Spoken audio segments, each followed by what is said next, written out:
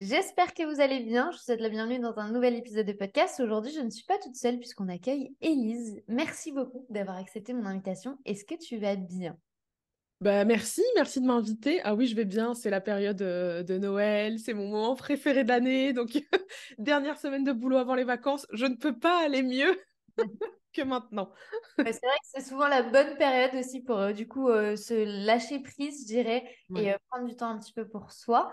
Pour les gens qui ne te connaissent pas, et avant qu'on rentre du coup dans le vif du sujet, est-ce que tu pourrais te présenter, nous dire qui tu es, ce que tu fais dans la vie, quel est aujourd'hui ton projet? Ok.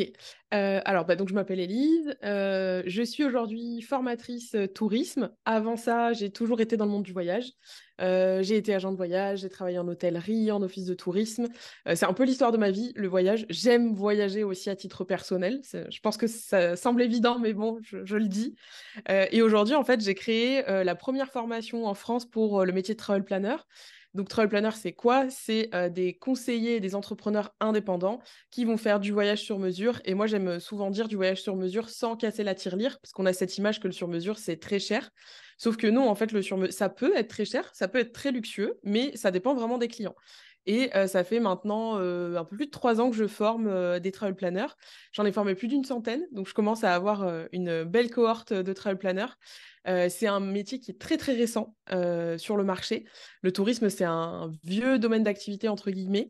Et moi, j'aime bien dépoussiérer un peu ça, faire ça un petit peu différemment. C'est comme ça que je suis devenue entrepreneur aussi. C'est parce que j'en avais marre de faire du voyage comme on le fait depuis un peu toujours, en brochure. Moi, j'avais envie de remettre de la créativité, j'avais envie de remettre de la prise de décision aussi, parce que je ne l'ai pas dit, mais moi, j'ai toujours été salariée avant d'être entrepreneur. Et voilà. C'est déjà Voilà. un très bon scope. Avant, juste que du coup, on rentre plus en profondeur du coup sur ce travail de travel planner. Quels sont les différents types de métiers qu'on va retrouver autour du voyage qui sont aujourd'hui actuellement connus de tous? Parce que c'est vrai que le travel planner, généralement, on ne sait pas trop ce que c'est ou Mm. on se dit oui, c'est peut-être un truc que je vais acheter chez Etsy ou du coup, je vais avoir, tu vois, un espèce de petit planning, etc. Donc, je sais qu'il peut y avoir ici plusieurs contradictions et Ouais. mauvaise compréhension du sujet. Donc juste avant qu'on aborde tout ça plus en profondeur pour qu'on écarte aussi toutes les potentielles confusions, quels sont les différents types aujourd'hui de travail que l'on peut retrouver dans cette notion de voyage? Alors, il y a plein de métiers différents. Il y a un grand métier que tout le monde connaît, c'est l'agent de voyage, globalement. Aujourd'hui, il faut savoir que sur le marché français, quasiment tous les agents de voyage sont dans des groupes ou des coopératives. Il y a très peu d'agences de voyage vraiment indépendantes, c'est-à-dire que le groupe ou l'enseigne, on va en donner quelques-unes comme ça, il n'y a pas de jaloux, Fram, Club Med, TUI, bon, Thomas Cook n'existe plus. Moi, j'ai travaillé chez eux, mais ils ont fait faillite. Voilà. Ce sont en fait, des grands producteurs de voyage qui vont négocier en très grosse quantité. Ils créent des produits qu'ils mettent dans des brochures et l'agent de voyage, son travail, c'est quand le client arrive de proposer un produit qui est dans la brochure parce qu'il y a une commission qui est déjà négociée et c'est des business de volume, donc c'est plus intéressant de vendre des produits négociés. Ok. C'est le modèle économique le plus répandu euh, et c'est le métier entre guillemets pour lequel c'est quasiment le seul, enfin c'est le seul, où il existe une vraie formation, c'est-à-dire un BTS tourisme. Moi, c'est ce que j'ai fait il y a une dizaine d'années, après avoir fait 2 ans d'histoire de l'art. Voilà, me demandez pas, mais moi j'ai fait plein de trucs. Voilà, enfin, le jour où j'ai compris que dans l'art, il n'y avait pas trop de débouchés, je me suis dit, bah, je vais faire autre chose. Et aujourd'hui, il y a un BTS voilà, qui permet d'avoir le titre d'agent de voyage, où il y a des formations pour adultes, mais globalement, beaucoup passent par le BTS. Et après, tu as des métiers plus de l'ombre, du type chef de produit, les gens qui vont aller vraiment négocier les produits sur place, telle excursion, tel hôtel, etc. Il y a les guides, mais le grand métier qui existe, c'est le métier d'agent de voyage. Et là, c'est vraiment un métier de vente. Moi, c'est ce que j'ai fait longtemps, où bah là, on vend effectivement des choses qui sont déjà créées la plupart du temps. 95% du temps, c'est ça le métier. Ok. Le Donc, travel planner, à l'inverse, c'est un métier qui est très très récent. Alors, récent en France, mais en Angleterre, ça fait des années que ça existe, ils sont 2000, ce qui est énorme pour un pays comme l'Angleterre. Aux États-Unis, il y a quasiment plus d'agences de voyage physiques, il y a que des agents de voyage indépendants et à domicile. ok. Bon, en France, on y arrive, mais c'est un peu plus long. Ça existe en Allemagne aussi. Et le travel planner, c'est très différent. En fait, ce ne sont que des indépendants, donc entrepreneurs, solopreneurs. Et la plupart, enfin tous en fait, ne travaillent pas du tout sur brochure, ils ne revendent pas de produits. C'est vraiment que du conseil. Donc typiquement, bah, demain, toi, tu veux partir à New York avec ton chéri et tu as envie de te faire 10 jours, mais d'un programme qui va être le tien, parce que bah, toi, Marine, t'as pas les goûts de forcément tout le monde et c'est à peu près normal. Et tu as un budget aussi qui va être spécifique, bah, tu vas pouvoir dire au travel planner, bah voilà, j'ai tel budget. Déjà, il va te dire est-ce que c'est faisable ou pas dans les conditions que toi tu veux. Et qu'est-ce qu'on peut faire? Bah, ça va être te proposer plusieurs hébergements par rapport à tes besoins. Il y a une vraie notion de conseil et de sur-mesure. Donc, c'est ce que je dis souvent, c'est épuisant, hein, parce que faire des appels découvertes, c'est très, très fatigant. Mais c'est la beauté du truc, c'est que à chaque nouveau client, c'est une page blanche. Ouais. Donc, vraiment, tu t'éclates à faire à chaque fois des nouvelles choses, quoi. En fait, c'est hyper, ultra, méga personnalisé et c'est un peu aujourd'hui ce que les gens aussi attendent, tu vois. Ouais, Et je pense que c'est aussi beaucoup dû, tu vois, à la crise du Covid, pour ne citer totalement. qu'elle, hein. Les gens, ils ont été un peu traités bah, comme un groupe, on a tous été logés à la même enseigne, etc. Et là, même on le voit, hein, même par rapport aux formations en ligne, etc., les gens, ils ont Ouais. vraiment envie d'être accompagnés par une vraie personne. Il y a Mm. vraiment cette envie de savoir est-ce que c'est réellement bien fait pour moi, est-ce qu'il va y avoir quelqu'un après. Et du coup, en fait, j'aime bien cette notion de personnalisation au maximum du début à la fin. Est-ce que du coup, ça voudrait dire que le travel planner, du coup, fait toutes les recherches pour nous, c'est-à-dire que nous, on lui Ouais. donne le projet et lui, il fait tout. Complètement. En fait, c'est vraiment tout le truc. Moi, je le dis souvent, mais moi, j'adore voyager. Je voyage depuis longtemps. Je suis mariée depuis quelques années. Et on a tous vécu ce truc où tu as ta journée de boulot, puis tu rentres le soir et tu es en période d'organisation de voyage. Tu as passé 25 messages Messenger ou WhatsApp à te dire, tiens, j'ai vu tel hôtel. Ah, tiens, j'ai vu tel truc. Qu'est-ce que t'en penses? Ah oui, mais non, moi, j'ai vu autre chose. Tu passes des heures. Mais moi, c'est souvent ce que je dis. Comme c'est gratuit, on s'en rend pas forcément compte. Parce que bon, bah, tu vois, hein, tu prends sur ton temps libre, sauf que tu passes des dizaines d'heures à organiser un voyage. Toi, tu t'es pas spoilé, mais t'as vu quasiment tout, hein, faut dire ce qui est. En fait, le travel planner, effectivement, il va faire tout ce travail-là, d'aller chercher, mais surtout d'aller chercher avec un angle professionnel, de dire, je vous ai pas proposé tous les hôtels, parce que ça n'a aucun sens de te faire une sélection de 20 hôtels, honnêtement, ça sert à rien, mais je vous en ai choisi trois. Typiquement, un qui est pile le budget, donc là, c'est parti pris vraiment collé au budget. Un qui est peut-être un peu plus cher, mais dans ce qu'il a compris du client, il y a un truc qui peut faire que, du style, il y a un rooftop, parce que c'est des clients qui adorent se faire un petit plaisir de boire un verre après leur journée, où il y a une salle de sport. Et effectivement, le travel planner, il fait tout ça. Et il fait ça pour l'hébergement, le transport, les activités. Et la plupart te font aussi un carnet de voyage personnalisé. Donc tu pars avec ton programme à toi, ton carnet à toi, soit format papier, soit format carte interactive. Et ça, c'est un truc qui n'est pas proposé aujourd'hui dans le voyage, enfin dans les agences de voyage classiques. D'ailleurs, le carnet de voyage n'est pas quelque chose qui est proposé pour des questions de coût. Ok. Parce que voilà, c'est des business de volume et que Bon, anecdote, parce que ça fait toujours sourire quand je raconte ça, mais je trouve que c'est significatif. Moi, quand j'étais agent de voyage, je vendais le Club Med, pour ne pas les citer. Ce sont des budgets de voyage qui sont élevés, on va pas se mentir. Ça va très vite dans du 10 000 à 15 000 euros. Et moi, j'estime que quand tu vends un produit à 15 000 euros, le minimum des choses, c'est d'envoyer un carnet de voyage. Moi, quand j'étais en agence, c'était la course à l'économie et les dernières années où j'étais en agence, le Club Med n'envoyait pas de carnet de voyage et il te faisait imprimer en noir et blanc dans ton agence juste des feuilles de monsieur et madame machin ont réservé tel truc. Et moi, j'étais là, mais c'est pas possible. On peut pas me dire que 10 balles de carnet de voyage sur un dossier à 10 000 euros, c'est une Ouais. économie logique, tu vois.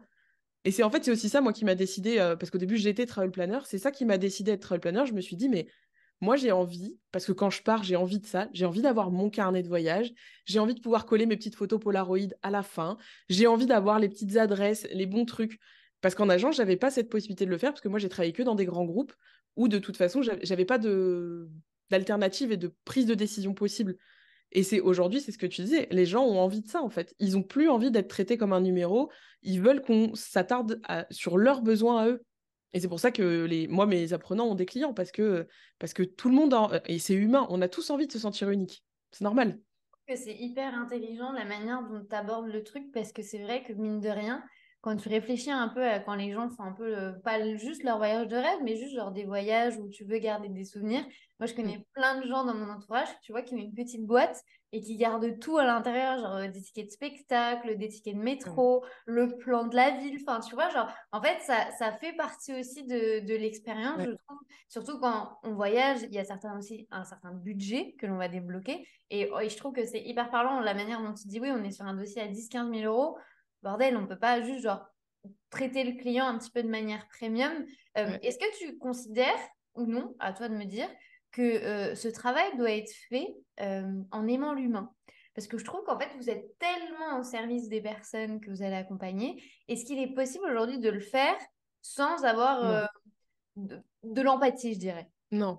Et c'est drôle que tu dis ça parce que moi, j'ai beaucoup de gens en reconversion qui viennent du milieu du médical.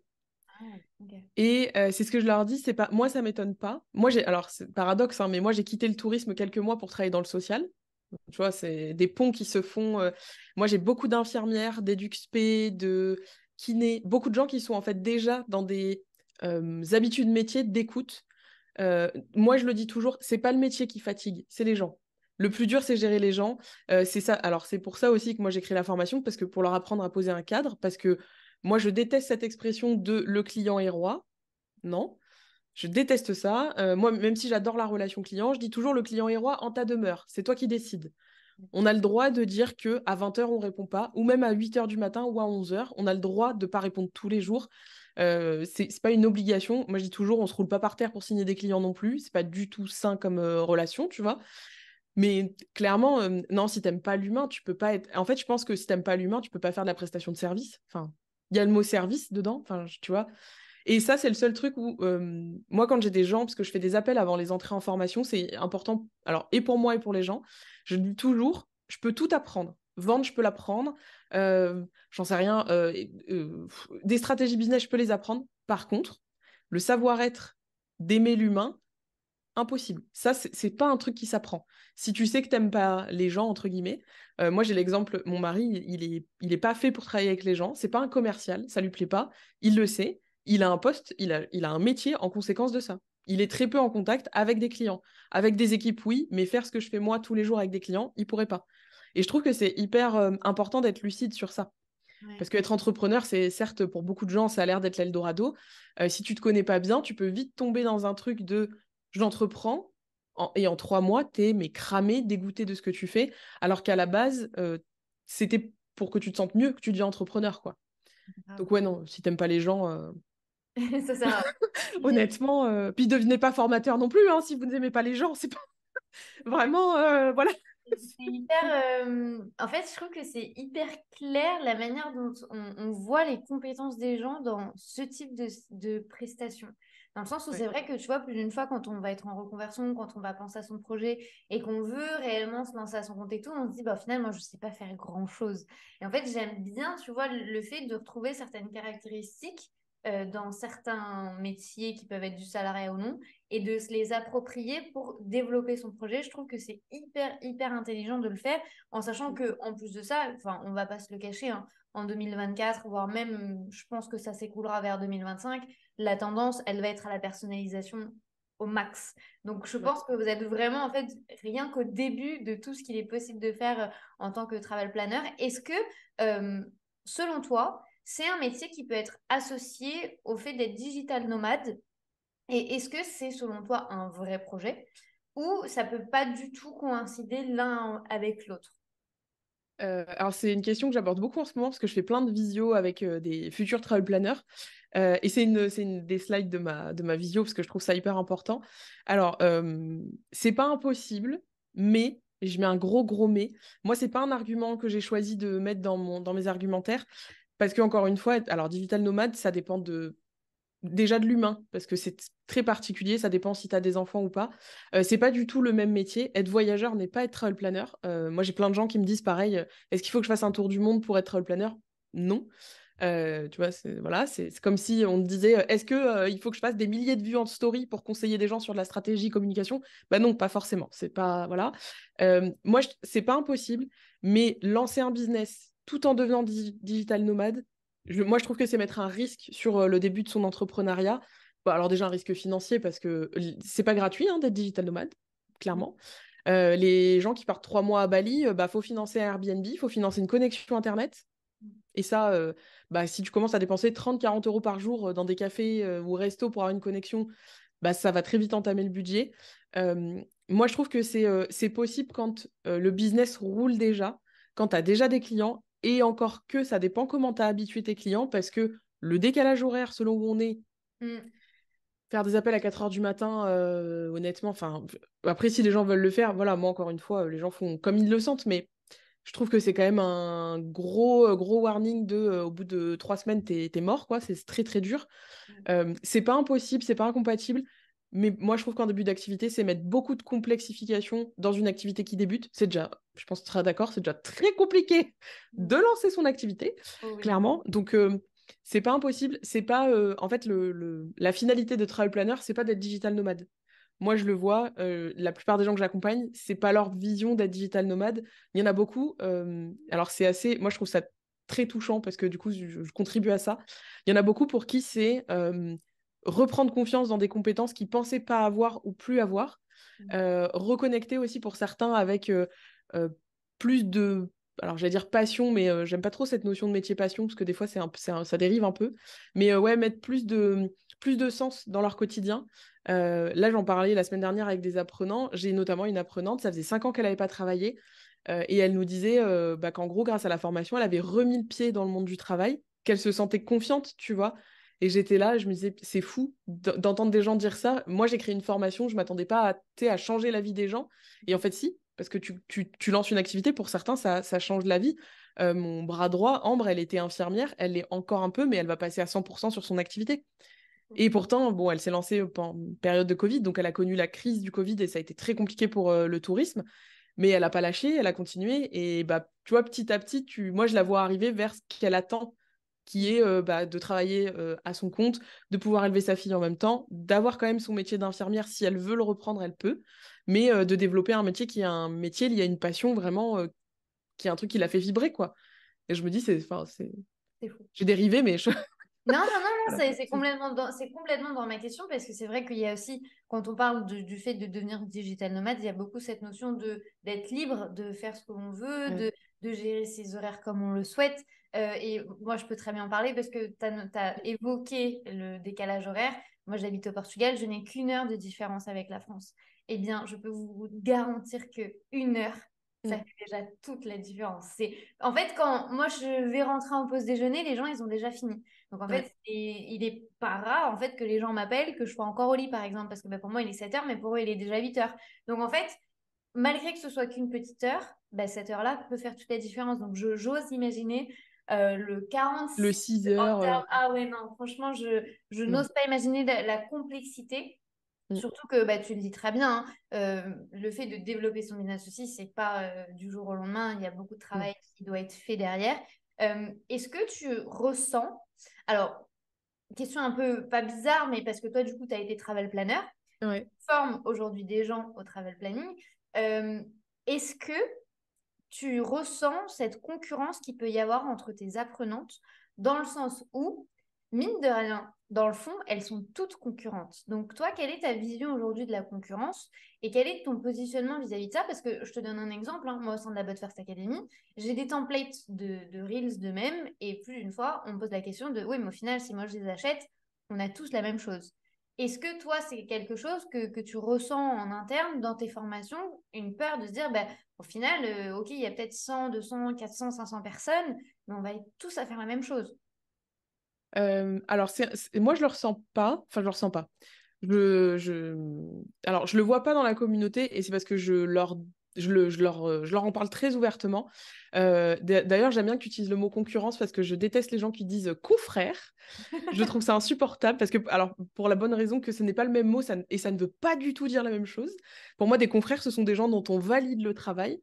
Et dans la concurrence, il y a des gens dont on ne validera jamais le travail ni les valeurs. Donc, je trouve que la concurrence, alors moi ce que je dis toujours, la concurrence c'est ça. Si tu as des concurrents, moi j'ai connu, quand j'ai lancé ma formation, j'étais toute seule. Et alors tout le monde me disait, mais c'est trop bien, tu vas vendre les doigts dans le nez, t'es toute seule. Bah pas forcément parce qu'en fait les gens n'ont pas de point de comparaison. De ouf. Donc, et t'es tout seul et t'es un peu en mode, bon, je lance un truc. Après une crise mondiale, voilà, dans un métier où on te dit, mais t'es barjot de lancer une formation là-dedans, c'est pas un métier d'avenir et tout. Et t'es là, t'arrives la bouche en cœur, ben moi j'ai créé une formation, oui, mais il n'y a pas de point de comparaison. Et je pense que c'est plus simple de vendre, entre guillemets, quand il y a des points de comparaison, parce que les gens peuvent se dire, ok, j'ai le choix, bah, je vais vers ce qui me parle le plus, en Mhm. termes de valeur, en termes de feeling, en termes de programme de formation ou en termes de prestataire. C'est pareil, moi j'estime que formateur ou troll planner ou autre, c'est pareil. Et alors moi, dans la communauté, en fait, ils sont très... moi, j'ai créé une colonie, hein. C'est une colonie de vacances, clairement. Enfin, oui, c'est un petit bout de camp, hein. On a un espace sur Discord et en fait, il y a un channel où, alors certains se passent du travail. Donc moi, je me dis, Trop c'est bien. que vraiment, tu vois, la cohésion. En fait, mes valeurs, elles sont passées là et les gens ont compris. Donc quand il y en a qui peuvent pas traiter les demandes parce qu'ils sont en vacances, parce qu'ils connaissent pas la destination, ils donnent le travail à d'autres. Moi, Mhm. vraiment, quand je vois ça, je suis là. T'es en tant que formateur, tu te dis j'ai tout gagné. Enfin, si, en plus, ils s'entraident. Grave. Voilà.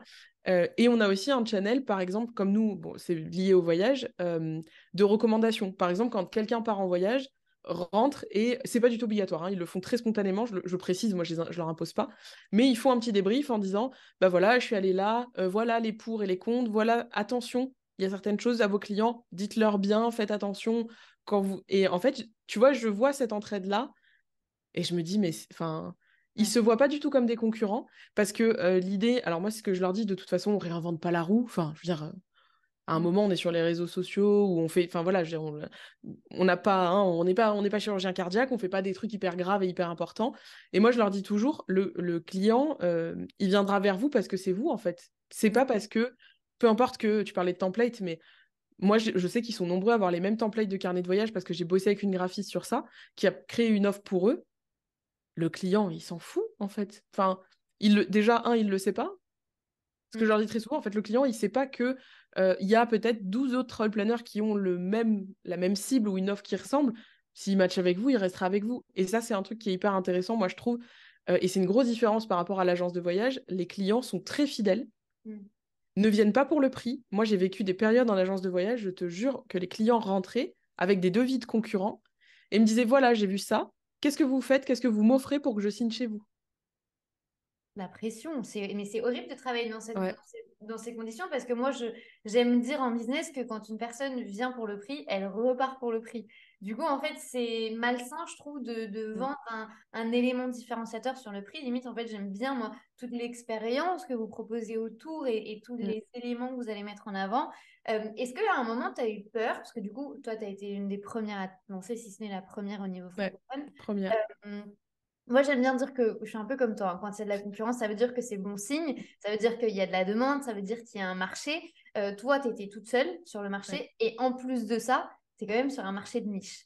Mm, Et t'es quand même sur un marché où il va falloir faire beaucoup de pédagogie parce que, bah, mine de rien, il y a ici une tradition qui est quand même hyper ancrée dans des générations un petit peu plus anciennes, qui est du coup de proposer et d'organiser des voyages quand on se rend dans une agence de voyage. C'est mm, vraiment un truc qui est ancré parce que bah, le digital n'a pas forcément suivi. Donc ici, tu as dû clairement. faire beaucoup de pédagogie. T'as pas eu peur à un moment de te dire déjà, je suis sur une niche. Tout le monde dit en business qu'il ne faut pas se nicher. Moi, j'ai un avis complètement différent, mais tout le monde se dit qu'il ne faut pas se nicher. Toi, tu te niches. En plus de ça, c'est un Ouais. truc tout nouveau. En plus, il faut faire de la pédagogie. En plus, tu es en pleine crise. Enfin, tu n'as pas tous les feux au vert, je dirais. C'est Euh, clair. est-ce qu'à un certain moment, tu n'as pas eu peur de te dire, est-ce que je vais pas dans le mur? Alors, je me suis même pas posé la question. C'est ça qui est, je pense, j'allais Ouais. dire, moi, je suis un peu une fusée, tu vois. Genre, tiens, j'ai une idée, j'y vais, machin.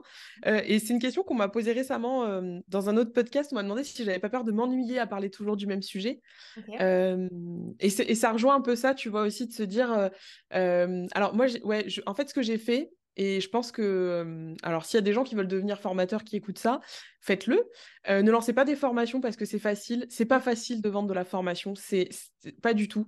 C'est pas passif de faire de la formation. Et alors, depuis 2023. Croyez-moi que si vous faites du passif, vous n'en vendrez pas. C'est très certain. En fait, moi, ce que j'ai fait, c'est qu'en 2020, on avait du temps, hein, voilà.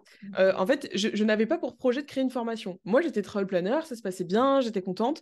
Et en fait, il y a des gens qui m'ont écrit, qui me disaient, ben, comme toi, issue du tourisme et je suis une des rares en fait à venir vraiment du voyage, à avoir un diplôme, à avoir travaillé en agence. En fait, j'étais un peu, tu sais, entre guillemets comme la grande sœur, c'est-à-dire quand quelqu'un a un problème, il vient pleurer sur mon épaule les gens me disaient, bah, est-ce que tu peux m'aider à me lancer? Et j'étais là, mais c'est un métier trop complexe pour qu'en 3 messages Instagram, je t'aide en fait. C'est pas t'aider que de te dire, ben, faut trouver tes clients. Enfin, tu vois, c'était des trucs, j'étais là, mais. Et puis, il y a des choses, en fait, moi, je me suis rendu compte, et c'est là, je pense que ça te l'a peut-être fait en tant que formatrice, je me suis rendu compte que moi, je savais des choses et qu'il fallait que je les vulgarise parce que j'utilisais un jargon que les gens ne comprenaient pas. Et j'étais là, ah ouais, ok, oui, oui, c'est logique, Élise. Ça fait 10 ans que tu fais ce métier, t'as fait des études. Oui, forcément, il va falloir que tu apprennes à vulgariser ton métier. Donc moi, j'ai déjà dû faire ce travail pédagogique de me dire, faut que j'explique aux gens vraiment ce que c'est le métier pour qu'eux puissent en plus l'expliquer à leurs clients. Et en fait, ce que j'ai fait, c'est que j'ai pris 40 appels entretiens exploratoires pour savoir exactement de quoi avaient besoin les gens, de quoi ils avaient peur, pourquoi ils se lançaient pas, pourquoi ils se lançaient, pourquoi le tourisme aussi. Alors, pourquoi le tourisme? Parce que ça a l'air cool et sympa. Breaking news, c'est un métier comme un autre. C'est cool, mais c'est un métier. Et en fait, j'ai fait et ça a étonné beaucoup de gens parce que ça fait beaucoup, 40, c'est quand même un gros chiffre. Mais je pense que c'est ce qui a fait aussi le fait que j'ai créé des produits et j'en crée encore parce que j'écoute beaucoup, beaucoup mes clients, mes prospects. J'ai une CRM, c'est une usine de guerre, clairement. Et vraiment, je suis très à cheval là-dessus. Et je pense que c'est pour ça que ça a fonctionné parce que vraiment, j'ai voulu créer un truc utile. Pas juste me dire je vais mettre plein de contenu parce que comme ça il y a plein de contenu, je suis sûre que les gens ils achètent parce qu'il y a plein de contenu. Non, c'était vraiment je veux que la formation soit utile, je veux qu'elle soit activable, je veux que les gens puissent se lancer. En fait, j'avais ma vision c'était je veux rendre les gens autonomes et pas dépendants. Ouais. Et je trouve que alors c'était très différent parce que il y a eu une époque dans la formation où c'était vraiment plus la dépendance et on te vendait un truc mais derrière il fallait que tu en achètes un autre, un autre, un autre. Moi je crée des programmes complémentaires mais qui ne sont pas indispensables au lancement. Sauf si, par exemple, tu veux te spécialiser sur une niche du voyage à deux, j'ai un programme spécialisé là-dessus, mais c'est un petit programme. La formation initiale, c'est vraiment, tu veux te lancer dans ce métier-là, elle Mhm. peut suffire pour se lancer. J'aime bien ton analyse qui est faite à chaque fois d'écouter le marché. Et en fait, je trouve que tu as vraiment une vision qui est hyper, euh, en fait, d'aller de l'avant et un peu d'innovation. Tu vois, de dire, bah, il y a personne qui le fait, je vois que c'est possible ailleurs, je vais le faire moi Ouais, aussi. Je suis à l'écoute des gens et je comprends ce qu'ils veulent. Et oui, effectivement, 40 appels d'études de marché, entre guillemets, parce que c'est aussi ouais. une étude de marché. Je trouve que c'est énorme. Et en fait, ça t'a permis de créer vraiment des produits qui soient correspondants et qui soient parfaits pour ton audience. Et j'ai pu analyser aussi que tu as commencé à explorer la niche des jeunes mariés. Mm. Comment est-ce que du coup tu as analysé toi cette niche qui a du coup effectivement oui un réel potentiel puisque moi je peux le dire aujourd'hui je suis jeune mariée et je ne suis même pas encore partie en lune de miel c'est pour te dire. Donc je vois le potentiel qu'il y a à partir du moment où on passe par là on comprend un petit peu. Ouais. Toi comment est-ce que tu l'as vu et comment est-ce que tu l'as perçu comme une vraie opportunité pour du coup des gens qui vont devenir travel planner? Alors en fait, moi quand j'étais agent de voyage, je faisais tout. J'ai vendu du voyage de noces, j'ai vendu du voyage en groupe, du circuit. Et en fait, je trouvais déjà qu'en agence, le voyage de noces, c'était très codifié, c'était très plage de sable blanc. Tu vois, Mm. c'était Ouais. vous partez en voyage de noces, Maurice, Seychelles, Maldives. Moi, je D'accord. me suis mariée en 2019, fin 2018. Je suis partie en voyage de noces en 2019 et nous, on n'est pas très plage. En plus, moi, je vis dans le sud de la France. Donc, la plage, je peux y aller toute l'année. Ouais. Je vais pas dire que le Var est le plus bel endroit du monde, mais on a de très belles plages. Mais en fait, moi, je suis partie en voyage de noces au Japon Ok. pendant 3 semaines. Alors, et ça, c'est la vision de chacun, mais moi, le voyage de noces, pour nous, c'est le voyage d'une vie. On voulait un très beau voyage. Mon mari est très, très fan de culture japonaise. C'était pas mon choix au départ, hein. Il m'a un peu convaincue. J'étais là, bon, moi, l'Asie, j'étais jamais partie en Asie. C'est un des rares continents où j'étais pas allée. Et j'étais là, le Japon, ok, mais c'est chaud. Je l'ai vendu quelques fois en agence, mais Ouais. ok. Et puis, on s'est renseigné. Alors, moi, j'étais sur une fin de salariat. Je dois avouer que moralement parlant, j'étais pas très, très bien. Donc, c'est pas beaucoup moi qui me suis occupée du voyage. C'est beaucoup plus mon mari. D'ailleurs, c'est en rentrant de ce voyage-là que je me suis dit, enfin, en partant, j'ai dit, OK, je m'arrange pour repartir. On fait une rupture conventionnelle. Je voyage. Et quand je rentre, je me pose vraiment sur mon avenir parce que là, ça va pas et il va falloir que je trouve une solution parce que je peux pas rentrer tous les soirs en pleurant. C'est pas possible. J'avais à peine 30 ans, tu vois, j'étais là, non, c'est bon, voilà, arrêtez de se foutre de la rate au courbouillon, la vie est courte. Et en fait, donc mon mari s'est occupé un peu de ça.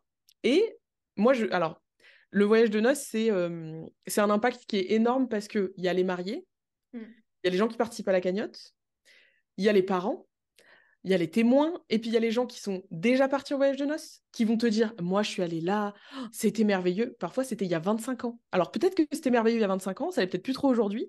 Et surtout, moi je me rendais compte, parce qu'en agence j'avais fait des voyages de noces assez différents. J'ai fait un voyage de noces pour des amis, enfin collègues de travail de mon mari qui sont partis au Cap-Vert, parce que c'est des fans de randonnée, et qui voulaient absolument faire de la rando. Quand ils ont... Pareil, mais tu vois, quand tu dis que tu vas dans des endroits qui sont pas connotés voyage de noces, les gens sont là, ah bon? Ouais, de ouf. Mais c'est Ah bon, tellement... vous allez... Nous, quand on a dit qu'on partait au Japon, les gens étaient là, mais pour votre voyage de noces? Ouais, On vraiment. était là, bah oui, 3 semaines, enfin ça va être le voyage, et vraiment, alors c'était un voyage incroyable. J'ai beaucoup voyagé, mais alors le Japon, c'est à part, hein, vraiment, et on va y retourner, tu vois, c'est dire, j'ai jamais fait 2 fois une même destination, à part New York. On va y retourner. Mais quand on disait ça, les gens étaient là, ah ouais, le Japon, ah c'est bizarre, ah bon, ah vous allez pas, genre, un truc con, tu vois, mais vous allez pas aux Seychelles.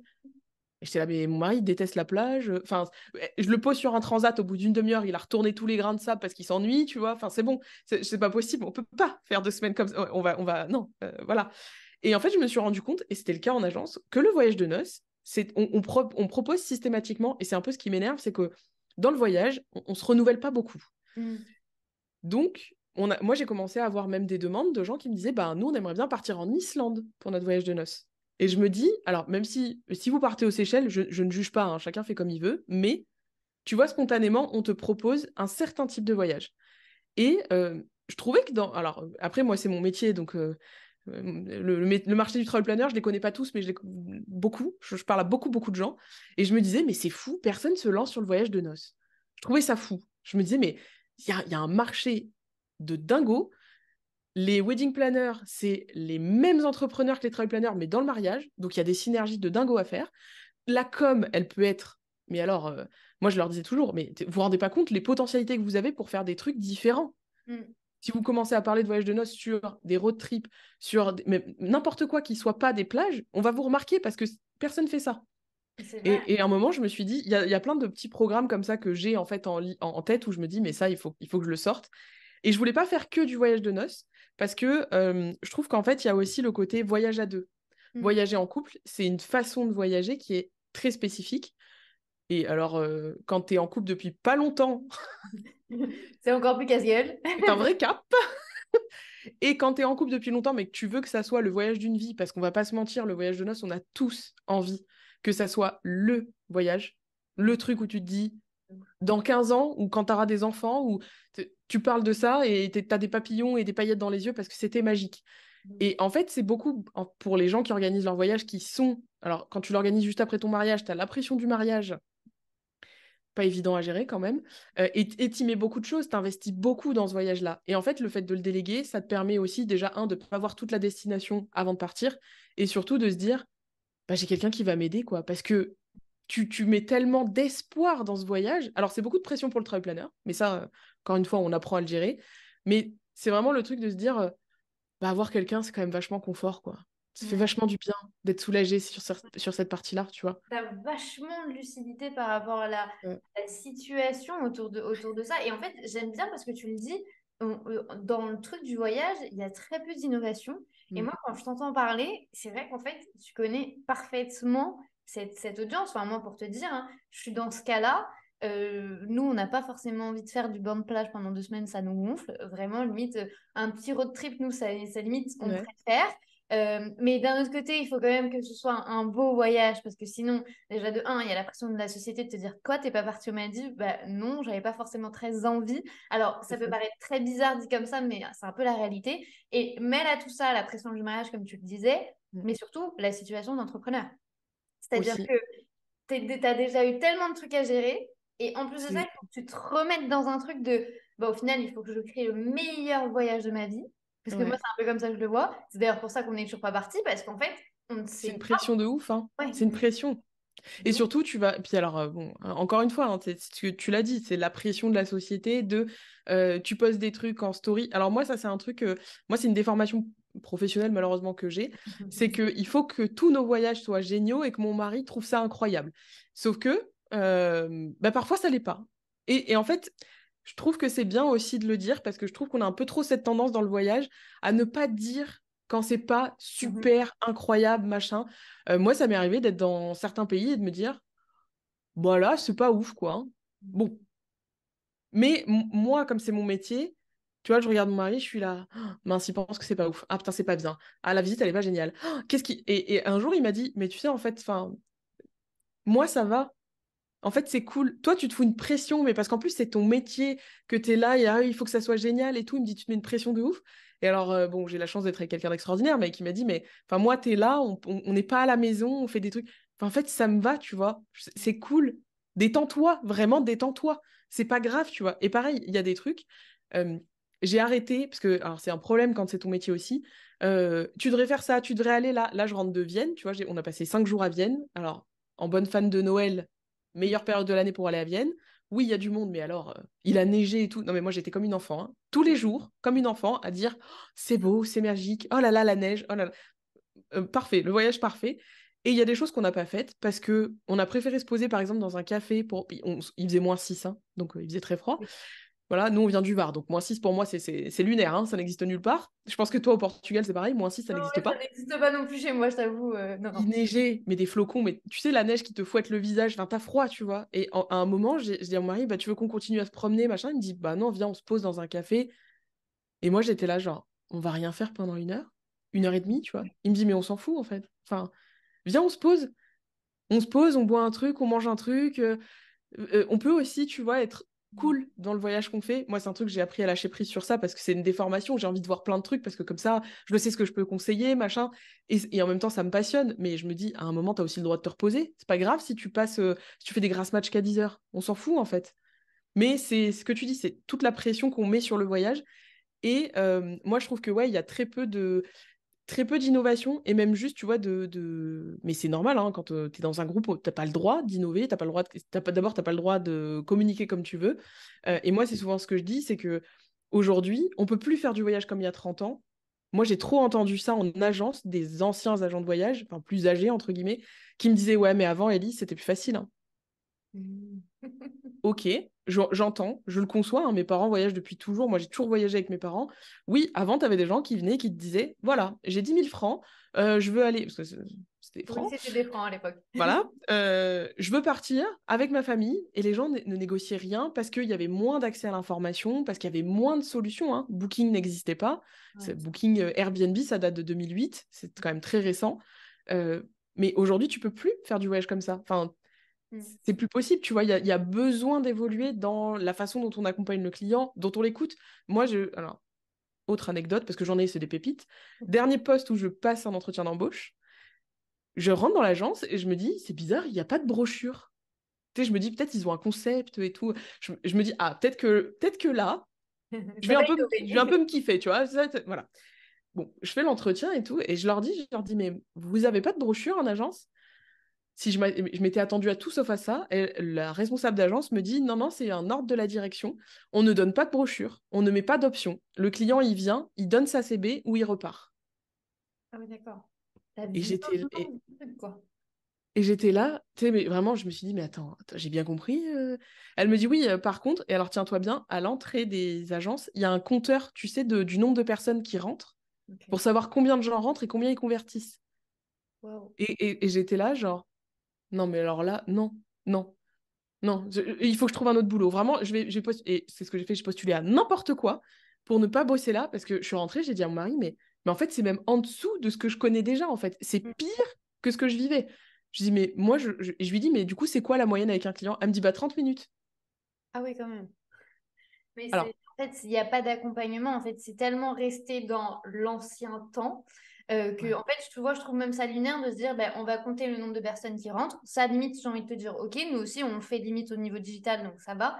Par contre, si tu n'as pas les outils pour convertir, comment est-ce que tu veux t'attendre à pouvoir le faire? Je trouve que, en fait, c'est aussi un manque de maturité, entre guillemets, et c'est pour ça aussi que j'aime beaucoup cette approche de travel planner, parce que du coup, en fait, c'est déjà dans l'air du temps. c'est Mm. surtout à l'écoute du client, vu qu'il y a une vraie personnalisation. Et surtout, c'est là où tout va évoluer. En fait, les Ouais, gens vont pas arrêter de voyager. Il y a vraiment des gens qui adorent voyager et qui, comme tu le dis très bien, hein, et j'aime bien aussi cet aspect-là de on va créer la surprise. Vu que c'est pas toi qui vas gérer le truc, bah, tu vas arriver sur place et tu vas pouvoir faire plein d'activités à laquelle tu t'attendais pas du tout. Et même sortir un peu, tu vois, même de la sphère d'Instagram, te dire, bah attends, il faut que je fasse ci, que je fasse ça, que j'aille voir ça. Ok, ça. c'est ce qui se passe sur les réseaux, mais sur le terrain, c'est bien de pouvoir faire appel à une personne qui connaît le sujet mieux que nous. Quelles sont du coup les évolutions, toi, pour du coup la formation Travel Planner, pour ton entreprise? Quels sont tes projets? Parce que du coup, tu as une très grosse formation où vraiment là, tu apprends ce métier-là. Et là, du coup, vous êtes une belle cohorte. Euh, Ouais. à côté de ça, du coup, est-ce que tu veux développer d'autres éléments? Parce que tu as également d'autres petits produits. Quels sont, du coup, quelle est ta vision, en tout cas pour 2024, pour ce secteur d'activité, mais également pour ton business? Alors, je suis passée très récemment en société. Donc, je suis très, Félicitations. très... Merci. C'est un beau... c'est drôle, j'en ai parlé dans ma newsletter aujourd'hui. C'est un peu bête, mais tu vois, le fait d'avoir un statut de micro-entreprise, bah, t'as quand même ce truc pendant longtemps de... C'est quelque chose de petit, c'est non, non, en fait, et puis dites-vous-le tout de suite, vous êtes chef d'entreprise, hein, ça change rien, il y a entreprise derrière, donc voilà, c'est vraiment... Mais je trouve que ce terme est un peu négatif, tu vois, enfin, te mets pas dans un mood avenir, vision, réflexion, stratégie, c'est un peu, ouais, j'entreprends, mais Ouais. bon, au pire, il se passera rien de fou, quoi. Ouais, je suis un petit business, quoi. C'est ça. Et sauf que pas du tout, quoi. Enfin, moi, et puis je le vois avec mes apprenants. Il y en a, tu vois, quand ils me disent, j'ai une apprenante, elle a signé un voyage de 4 mois pour des clients. Le devis fait quasiment 3 000 euros. Tu sais, elle nous raconte ça. Moi, j'étais là, genre, c'est c'est ouf, tu vois, vraiment. Je lui dis, mais je trouve ça. Et je lui dis, mais ça, c'est pas une petite entreprise, une prestation à 3 000 euros. C'est pas une petite entreprise. Et en fait, donc bah là, moi, je suis passée en société, donc je suis en train de déposer ma marque, c'est en cours. Donc, j'ai pas encore donné le nom parce que c'est en cours et je peux me porter la poisse. Je ne peux pas le Je suis en- savoir. Voilà, je suis en train de déposer ma marque. Ça fait partie des choses où voilà, il y a des évolutions comme ça qui se font. Alors, pour tout te dire, j'ai changé mes plans pour 2024. J'avais des plans, enfin, je savais. Je m'étais dit, je vais sortir une formation sur tel sujet et tout. Et comme quoi, parfois, lâcher prise, ça fait du bien, effectivement. Quand on est parti à Vienne, on était dans la voiture avec mon mari. Moi, j'adore les discussions voiture. Tu sais, tu n'as pas de moyen de te défiler, tu es obligé de... Voilà. Et il me dit, bah ça va, t'as laissé le phare de l'entreprise, moi je dis le phare, t'as laissé le phare à Ambre qui est mon bras droit, je dis oui, mais de toute façon 5 jours ça va aller, machin. Je suis rentrée, j'avais une liste de tâches, je te raconte pas. Voilà, toujours comme ça, hein, quand tu dis que t'es pas là, voilà. Mais bon, tu vois, je pars vraiment en tranquillité, j'ai trouvé quelqu'un avec qui ça se passe hyper bien, donc je pars pas du tout stressée. Et puis on discute et je lui dis, ouais, bah je pense faire telle formation en 2024 et tout. Et il me fait, ah bon? Et j'étais là. Alors, lui, il n'est pas du tout entrepreneur. Bien sûr, il écoute parce que je lui parle tout le temps du business. Mais... Et en fait, je lui ai dit, bah ouais, j'ai. Et en fait, ça fait un moment que je parle de ce truc et j'en parle pas de face. C'est dur, tu vois. J'ai du mal à me mettre sur ce projet, j'ai du mal à trouver les intervenants et tout. Il me dit, mais c'est une galère ton projet. Enfin, Ouais. c'est. En plus, il est très, très brut de décoffrage comme ça, tu vois. Et je me dis, en fait, c'est vrai. En Ouais. fait, c'est une galère, en fait. J'ai pas envie d'y aller sur ce truc. Et puis après, je tire un peu le fil, tu vois, et je me dis, mais en fait, pourquoi tu vas, Ellie, sur ce projet? Et j'étais là, bah parce que c'est tendance. Ok, pas ouf, voilà. Et ça a fait écho à une discussion que j'ai eue avec une copine entrepreneur qui m'a dit, mais toi, t'es pas un follower, t'es une pionnière, tu vois, donc pourquoi tu vas dans la tendance? J'étais là, ok, tu marques un point, ça va dans ma réflexion, ok. Et deuxième chose, pourquoi j'y vais? Parce que certains de mes concurrents y sont. Et j'étais là, mais c'est la pire décision de business, c'est nul. Et je me suis dit, mais en fait, tu vas pas pour les bonnes raisons. C'est pas les bonnes. C'est pas pour ça qu'on crée des projets, tu vois. J'ai dit, ok, je laisse reposer ce truc. Quand je rentre, si je suis toujours dans la même ambiance, j'en parle à Ambre, mon bras droit. Je lui en parle, elle me dit, bah j'en étais sûre. Elle me dit, je sais que ça te hypait pas, c'est pas un projet qui te. Non, elle me dit. Et puis, bah alors pour le coup, mon mari est pas entrepreneur, mais il a eu cette phrase très vraie. Il m'a dit, mais de toute façon, si ça te plaît pas, tu vas pas aimer le vendre, donc tu Mm. le vendras pas. De ouf. Et j'étais là, ok, changement de plan. Oh, Et en fait, moi, j'ai un peu ce truc, j'adore les idées, j'adore les projets. Donc, des idées, j'en ai, tu vois, c'est pas le problème. Mais j'avais dit que cette année, j'aimerais faire des petits workshops, des petites sessions de travail. J'ai pas lancé parce que j'ai sorti 2 mini-formations. Et je me suis dit, bah, en fait, mon catalogue de formation, aujourd'hui, il est bien. mm. J'ai pas vraiment besoin. Alors, bien sûr, il y a une petite idée qui me traverse l'esprit, qui me travaille. J'ai pas encore décidé si j'allais sortir une formation. J'ai très envie en fait de faire des petits workshops, des masterclass. J'ai commencé à travailler sur des tunnels de vente, chose que tu vois, j'ai pas faite avant. Je vais commencer la pub. Ça, c'est un de mes gros projets de cette année. Je vais commencer la pub. Oui, je faisais tout en organique. Hein, j'avais pas de pub du tout. Là, je commence la pub parce que c'est un truc où je sais que tu vois, aujourd'hui, j'ai un produit qui est rodé, j'ai des tunnels de vente qui fonctionnent. Lancer de la pub avant, ça me semblait vraiment pas du tout intelligent. Aujourd'hui, j'ai un système d'acquisition qui fonctionne, donc je vais tenter la pub. J'ai essayé toute seule le flop. Et je pense que, comme beaucoup de gens qui essayent tout seuls, c'est vraiment un type de compétence. Bon, tu me contrediras pas, Non, voilà. non, non. J'ai essayé, j'étais là, à quoi ça sert Et je me suis dit, bah non, en fait, Elise, c'est que tu sais pas faire, donc arrête de dépenser ton argent, arrête de nourrir Meta pour rien, nourris-le le jour où tu sauras exactement ce que tu veux en faire. Mais ça, je vais déléguer parce que voilà, c'est pas ma compétence non plus, je sais pas faire. Mais j'ai pas. Donc j'ai changé les plans de 2024. J'ai envie de. Alors ça, c'est un truc que je vais faire, c'était déjà prévu, de faire des rencontres parce que je me déplace pas forcément beaucoup et j'aimerais me déplacer un peu plus et aller rencontrer des travel planners, tu vois, genre organiser une matinée, un brunch, un truc où j'organise le truc, ils viennent, on parle du métier, on parle du marché, on parle. Voilà, faire un peu de réseautage, entre guillemets, rencontre, parce que c'est un. Moi, j'ai. Alors, oui, parce que je ne l'ai pas dit, mais quand je me suis lancée, j'ai créé un réseau d'entrepreneurs. Pourquoi pas se compliquer la vie? J'ai été présidente pendant 3 ans du réseau, tu vois. Et en fait, j'aime ce côté, on échange, on discute. Donc, ça fait partie des projets que je vais avoir en 2024. Et pour l'instant, je ne sais pas si je vais sortir une formation ou pas. Je suis pas décidée. Et j'ai créé. Ah si, j'ai. Oui, bon, parce que si, bon, c'est là, je vais te dire, en fait, je te fais une liste de tout ce que je vais faire. Te dire, mais elle se fout de ma gueule, elle me dit qu'elle fait rien. Plein de trucs. Si, et je vais l'annoncer. Nous, aujourd'hui, je sais pas quand est sorti le podcast, mais aujourd'hui, j'ai un live sur Instagram et je vais l'annoncer. J'ai créé un projet de bourse, c'est-à-dire que je vais offrir 1 à 2 fois par an ma formation complète à quelqu'un qui alors, n'a vraiment matériellement pas les moyens de financer une formation, parce que j'ai bien conscience que c'est un budget, mais qui a un projet et qui veut s'y investir. Alors, ça sera soumis à candidature et c'est pas juste genre j'offre la formation et on s'en fout, quoi. Je veux quelqu'un d'investi parce que nous, en tant qu'équipe pédagogique, on va aussi s'investir avec la personne. Et ça fait partie des projets que je veux mettre en place depuis 1 an et demi, mais j'avais pas le temps de faire ça. Je savais pas comment le faire. Et puis peut-être que mon business n'était pas à maturité pour ça. Donc j'ai très envie de faire ça. Et dans l'idéal, enfin la vision ultime, le rêve ultime de mon business, ce serait qu'un jour, s'il y a une réglementation, parce que le métier de travel planner n'est pas réglementé, n'existe pas vraiment, qu'on me sollicite, que des instances plus grandes me sollicitent. Moi, l'idée, ça a toujours été, même si c'est de kiffer et d'avoir un business voilà, qui me permet de vivre la vie que j'ai envie, l'idée, c'est surtout de faire bouger les lignes dans le tourisme. Tu vois, c'est un truc, c'est la première fois que je le dis ouvertement. C'est très dur d'assumer une place comme ça, tu vois, mais Non, mais j'aimerais, tu vois, qu'un jour on se dise, bah ouais, dans mon domaine, j'ai compté, j'ai fait bouger mon domaine, j'ai créé une formation, ça a permis de former des gens qui font bien leur boulot. Il y aura toujours des gens qui le feront pas bien, mais comme dans tous les métiers. Et on a abouti un jour à une réglementation et on m'a contacté. L'idée, c'est que, enfin, si le métier se démocratise, ça fait du bien pour le business des clients, ça fait du bien à mon business aussi, mais au sens large, ça permet de faire bouger les lignes. Moi, je trouverais ça génial, tu vois. Le but, c'est d'avoir cette place-là et qu'un jour, on me dise, bah, Élise, voilà, on veut réglementer le métier, on aimerait votre avis en tant que formatrice. ça m'étonne Voilà. même pas de toi en fait, parce que du coup, moi je te C'est- connais un petit peu, parce que bien entendu, avant ce podcast, on avait aussi pas mal échangé, et c'est vrai que en fait, je te vois complètement dans cette place-là, et j'aime bien que déjà merci de le partager au sein du Ouais, podcast. c'est grave dur d'assumer ça. Non, mais j'aime bien, et franchement, bravo de l'assumer, bravo de le dire haut et fort, parce que du coup, maintenant c'est dit.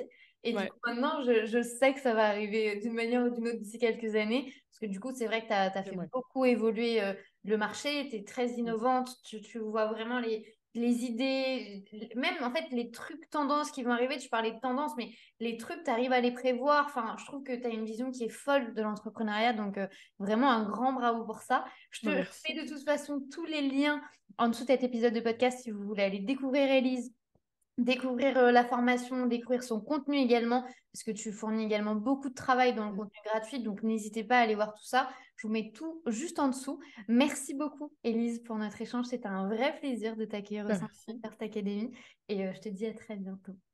Merci beaucoup. Et puis, merci de m'avoir accueillie. J'étais très contente.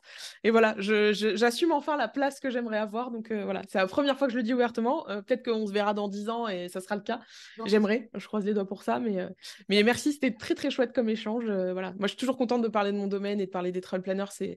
Ça fait grandir le métier pour tout le monde. Donc, moi, je suis très contente. Avec Merci. grand plaisir.